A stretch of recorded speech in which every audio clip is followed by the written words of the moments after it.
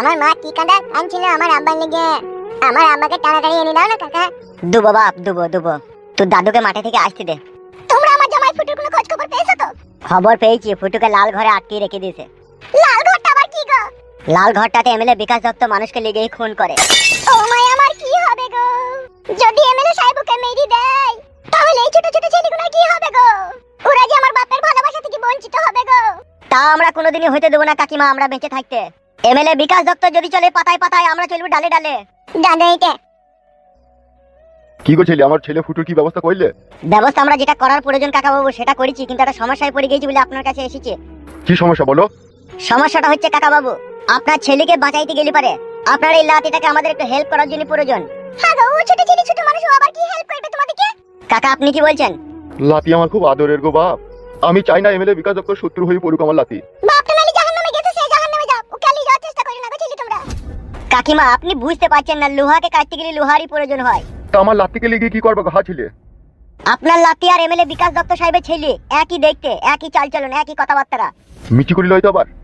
আরে কাকা, তোমার নিজের ছেলে ফুটু, তার প্রতি কি তোমার একটু দয়াময় নেই নাকি? আছে বাপ, আমি তার বাবা, তার জন্য দয়া মায়া থাকবে না তা কি করে হয় বাপ? আছে, অনেক আছে। তা আমার লাতিকে লিয়ে যেতে চাইছো কেন সেটা আমি বুঝতে পারছি না। বলছি দাঁড়াও। এমএলএ বিকাশ দত্ত সাহেবের বউকে আর ছেলেকে আমরা তুলে নিয়ে এসেছি, আর এমএলএ বিকাশ দত্ত সাহেবের ছেলে আপনার লাতির মতনই দেখতে। তাই আমরা প্ল্যান করেছি এমএলএ বিকাশ দত্ত সাহেবের ছেলেকে গোডাউনে রেখে দিয়ে আপনার লাতিকে নিয়ে যাবো সাথে করে, আর বিকাশ দত্তকে মিথ্যা করে বলবো এটা তোমারই ছেলে, আর ওর আসল ছেলেকে আমাদের কাছে রেখে দেবো। যে ফুটু যেই আমাদের কাছে চলে আসবে আর এমএলএ বিকাশ দত্ত সাহেবকে আমরা ওটা গুলি করে দেবো। আমরা চাই এমএলএ বিকাশ দত্ত সাহেবের ছেলেকেও মেরে দিতে, কারণ ওকে বাঁচিয়ে রাখলে আমাদের বাচ্চা আবার দুর্ভরসা হয়ে পড়বে। আমার লাতির কোনো ক্ষয়ক্ষতি হবে না তো বাপ? কাকা বাবু বিশ্বাস আর বস্তুর ভিতরে মিলে কচু, আর সেই কচু জলে ধুতে গিয়ে হারিয়ে ফেলবো তা আপনি হবেন না।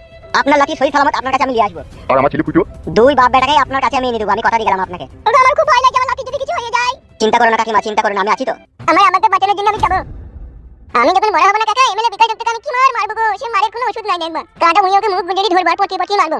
বাহ বেটা বাহ, শের কা বাচ্চা শেরই হতা হে রে। আর এইগুলো হচ্ছে সব শালা ভিজি বিড়াল। কি কথা বলছো গো ছেলে?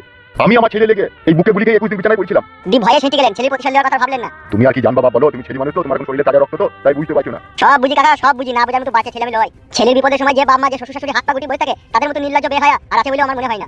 আজ যদি তোমার ছেলেটা মরে যায় তাহলে কার বুকের ভিতরটা কষ্ট পাবে? এ না হলে শাশুড়ি আবার 6 মাস পরে মেয়ে বিয়ে দিয়ে দিবে, কিন্তু তুমি 6 মাস পরে এরকম জোয়ান পাহা ছেলে তৈরি করতে পারবে তো?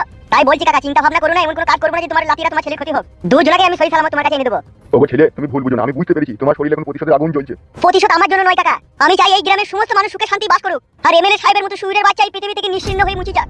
বুঝতে পেরেছি বাপ, বুঝতে পেরেছি। ওগো ছেলে, আমি তোমার হাতে তুলে দেবো, কিন্তু তুমি বাপ যেন আমার লাতিকে যেন ফিরিয়ে এনে দিবা বাপ। চিন্তা করো না কাকিমা।